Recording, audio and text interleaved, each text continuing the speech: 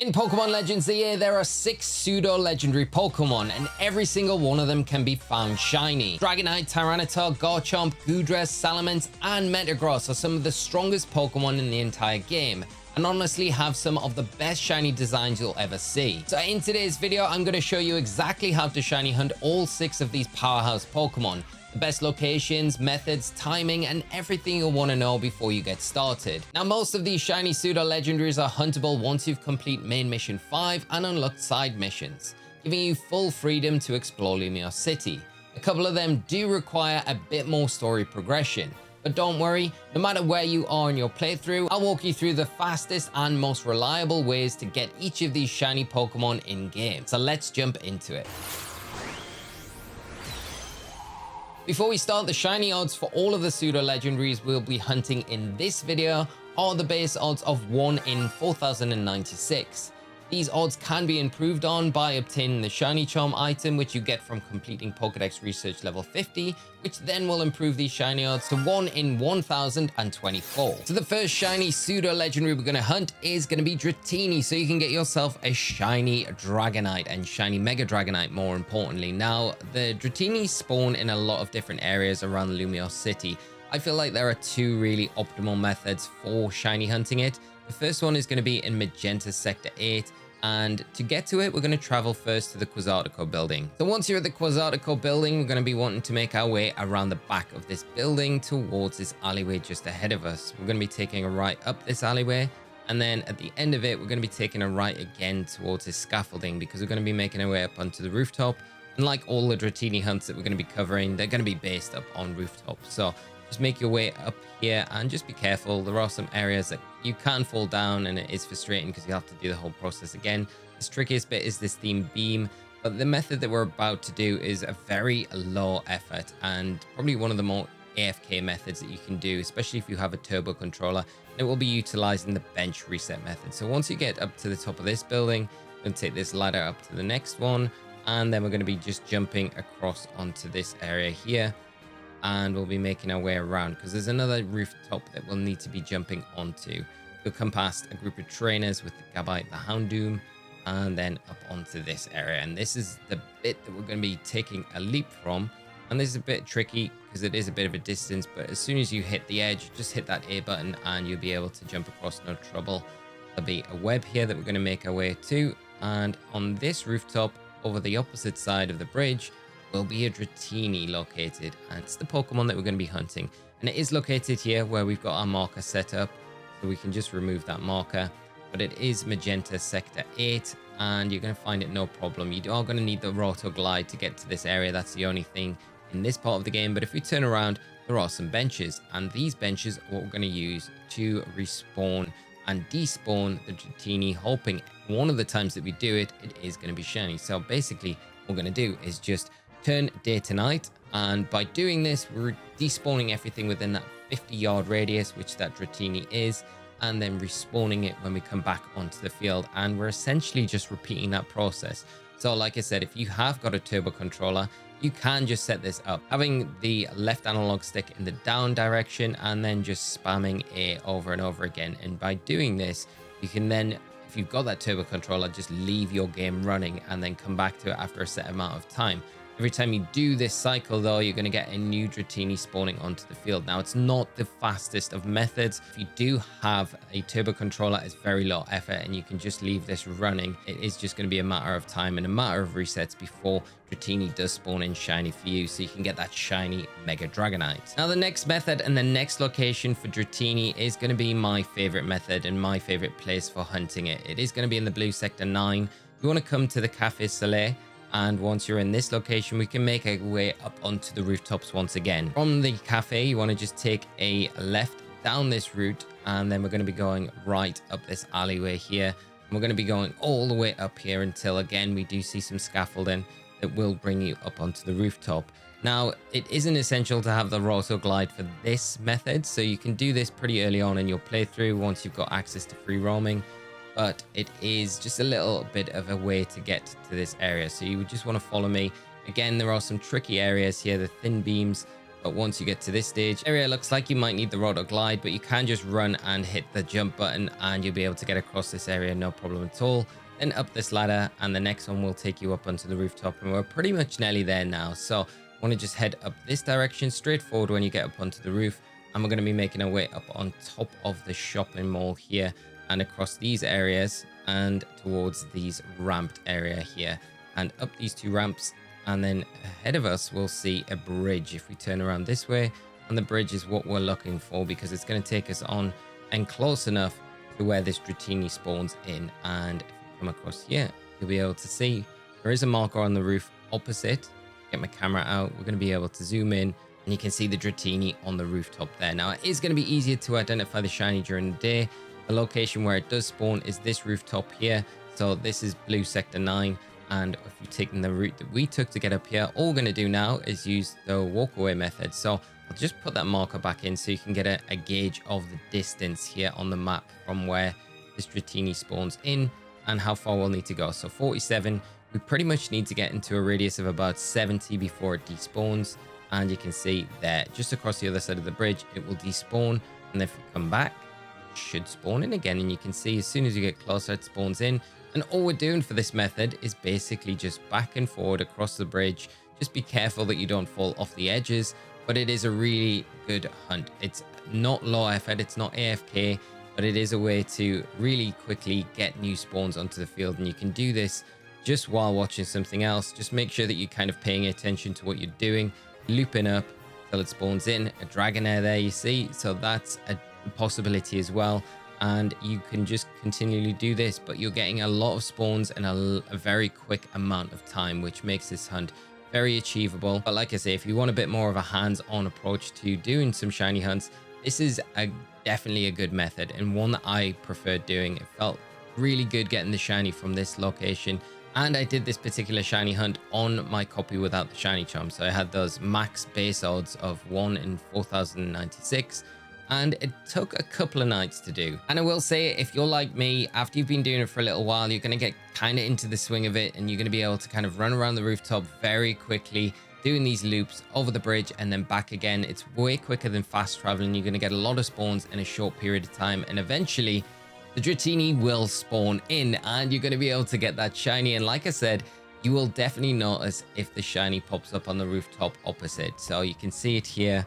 There is no doubt about it that that is a shiny Dratini that is on the rooftop, the pink in all of its glory, and it looks amazing. So from here, once you've caught the shiny, you're going to then be able to head down this rooftop here, and you just be careful. I would drop a save before you do anything, just in case anything goes wrong, especially if it's on alpha. It has the chance to flee, so just drop a save before you engage it in battle or try and catch it or anything like that. The worst thing would be is you get the shiny and then end up losing it. So just sneak up on it. You can see the shiny, it looks amazing, and then I think you're gonna have to jump up behind it, because sniping it with Pokeballs from down below is just not gonna work. The ledge is just in the way, and we don't want to spook it too much. So just drop that save, like I said beforehand, and then jump up, try and sneak up on it, and back strike is going to give us the best chances of getting it. We use a Premier Ball and see if we can. Yes, we got it. There is our shiny Dratini. So really good way to shiny hunt this method. You've obviously got the bench method that we talked about already, but this one is going to be a way for you to just be a bit more hands-on and cycle through those encounters so much quicker, and get yourself hopefully a shiny alpha Dratini, something that I couldn't get from this location. I might come back and try for the shiny alpha at some point, but just getting the shiny Dratini is amazing. Now I can get myself that shiny Mega Dragonite in game, one of the strongest Pokemon I feel in Legends Z-A. Now the next hunt that we're going to be doing is for a shiny Tyranitar, and shiny Larvitar again appears in a lot of different areas around Lumiose City, but the most optimal area is here in Magenta Sector 2. It spawns up on the top of this rooftop here. If you haven't got the Lysander Cafe, which is in the post game, then you can just head to Magenta Plaza, the Wild Zone 7 on your map. And from this location, we're just going to be turning around and heading up towards this area, and we'll be taking a right. When we come around the corner at the top of this street, there will be a Holovator. The only problem is it does require completing a side mission, and that's going to be side mission 71. You'll see a young boy standing here, and there will be an alpha warthog in your way. So you'll need to do the side mission, beat the warthog, and when you do, this elevator becomes available. So once it is available, you can then head up to the rooftop and then jump up here and then come down onto this area. But if you look across the roof where we're standing right now, there will be a Larvitar on top of this rooftop. And again, this is the Larvitar that we're going to be targeting for this hunt.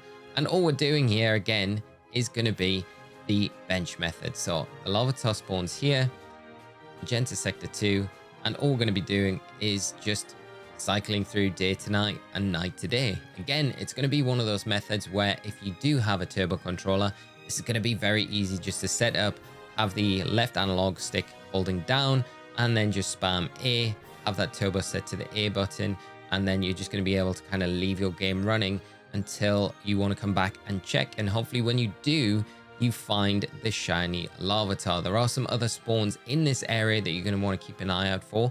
The rooftop above us, there will be a Patrat there, so that can be shiny. And there will be 2 fletchling on the bridge as you make your way over to the area to find the actual Larvitar when you venture over to that area. So there is a few extra Pokemon in this area that can be shiny, not just the Larvitar.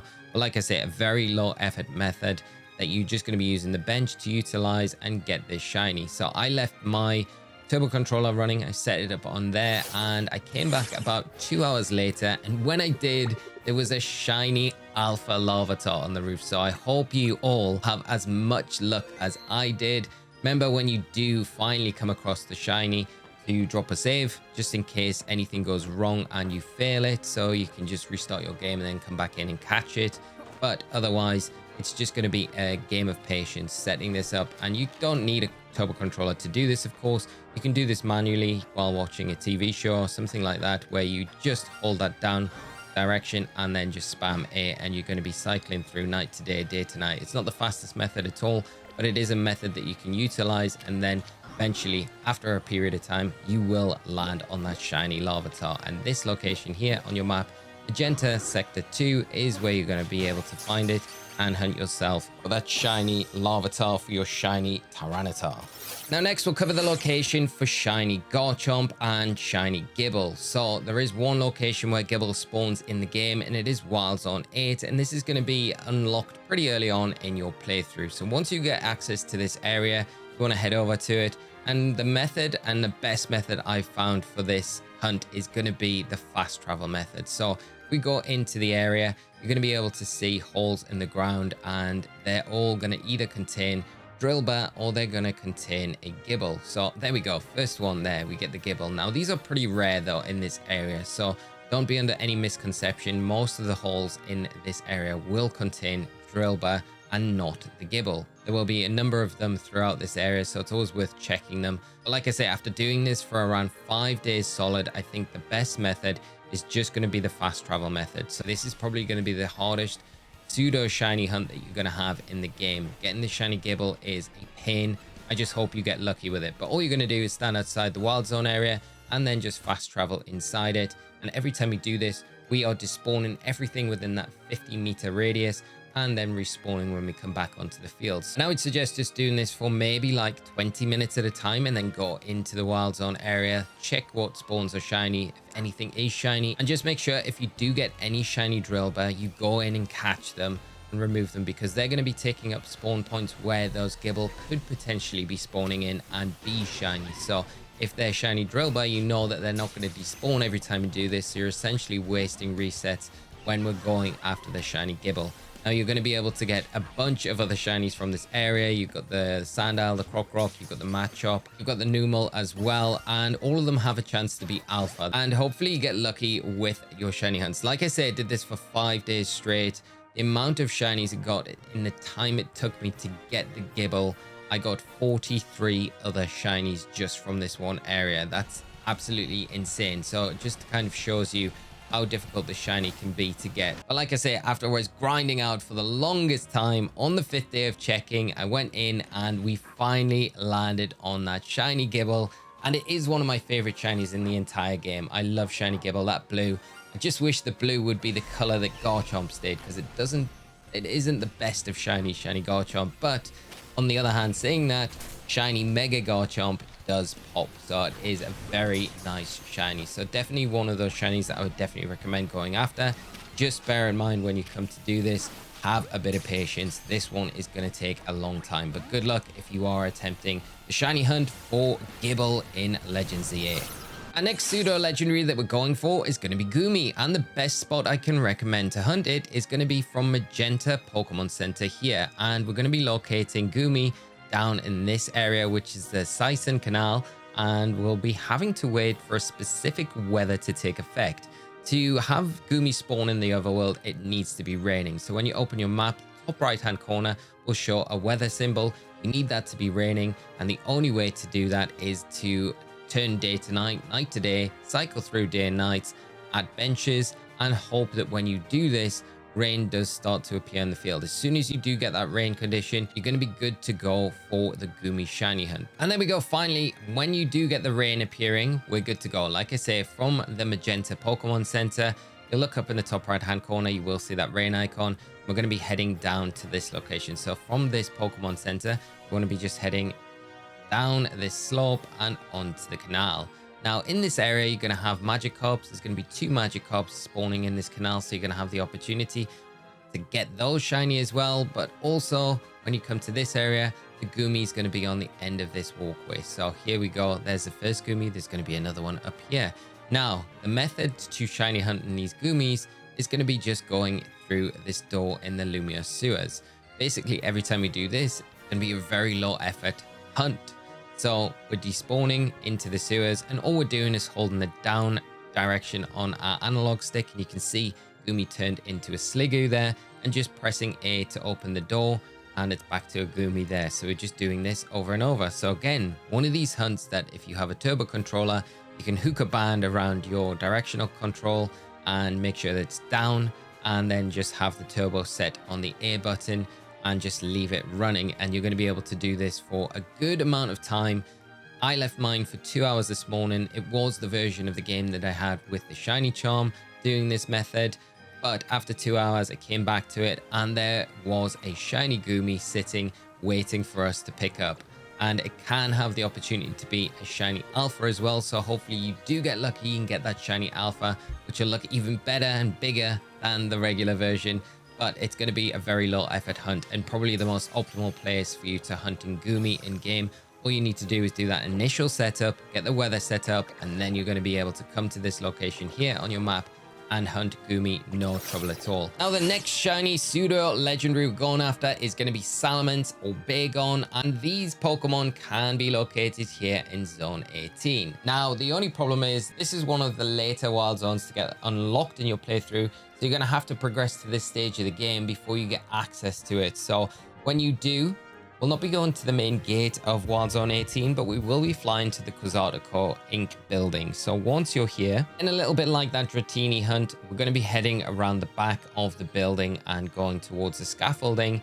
It's on the right through this alleyway here, and we're going to be making our way up onto the rooftop because there is an alternate gate to Wild Zone 18, and that's the one that we're going to be using, because next to it there are some benches, and we can use the bench reset to really good effect in this area, not only for the Salamence and the Bagon, but we're also going to be able to hunt for a shiny Fennekin, shiny Altaria, shiny Swablu, shiny Noivern as well as a shiny Eevee. So once you get to the top of this roof, you can see there's the gate, and down below, if we look in the main area, you'll see the Alpha Salamence, and in that little cornered off area will be Bagon. So the method is going to be coming over to the bench again, very low effort, but we're just going to be using this bench here and then cycling day to night, and then just repeating the process. Every time we do this, we're going to be despawning everything in that 50-yard radius, and then we're going to be respawning it when it comes back into the field. Just be doing this, repeating this for a good period of time.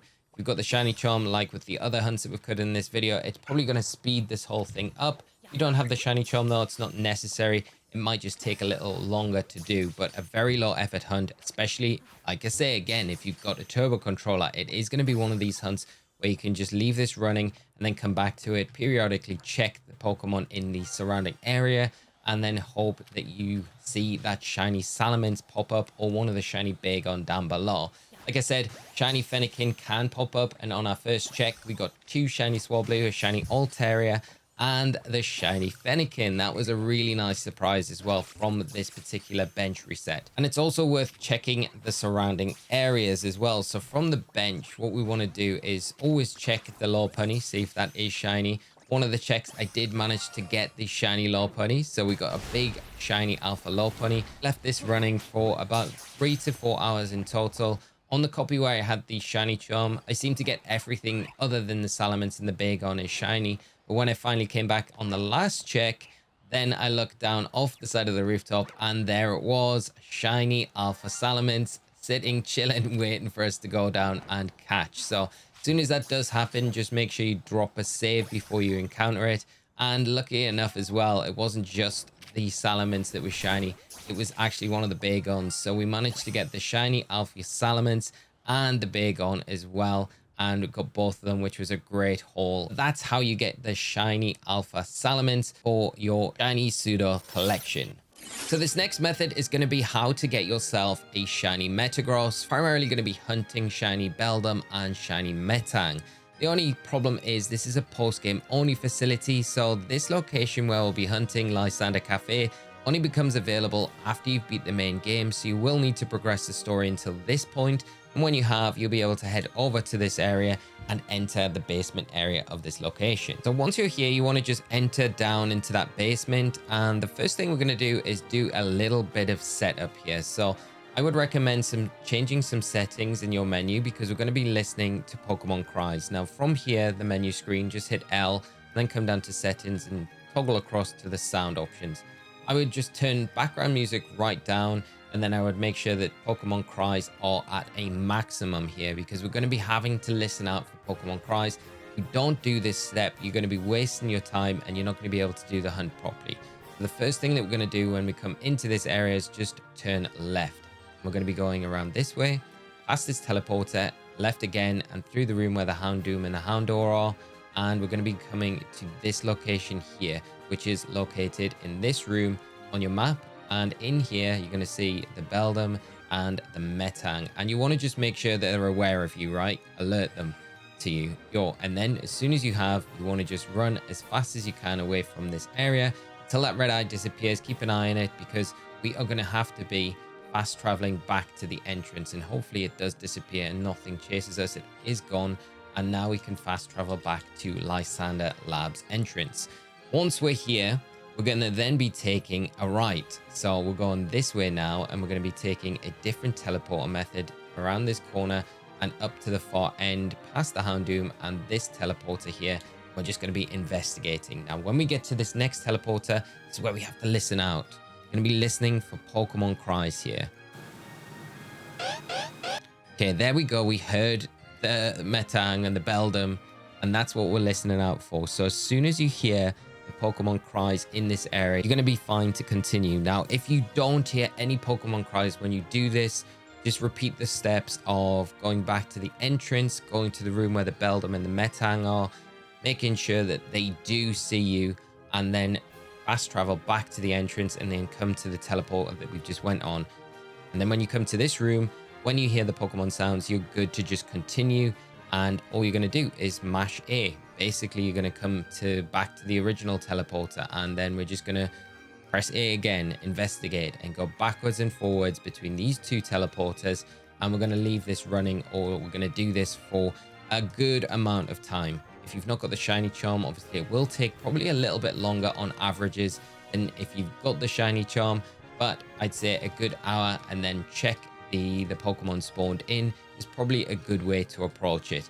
If you've got a turbo controller, you can just set this away running until you feel a good amount of time has passed, and then you want to check the Pokemon. You're going to be able to get shiny Houndoom, Houndour, and the Noivern in this area as well. But the main ones, obviously, that we're targeting are the Beldum and the Metang. So like I say, all you want to do, and even without a turbo controller, this method is fine, because you're just going to be able to just sit and just literally spam the A button and do this over and over and over again for as long as you want. You could do this while you're watching a TV show, anime, or just doing anything else. As long as you've got a spare hand free just to spam the A button, you're going to be able to do this. So I actually had a turbo controller. I left this set up for a while. I managed to get 2 shiny Houndoom from this process. No shiny Noivern.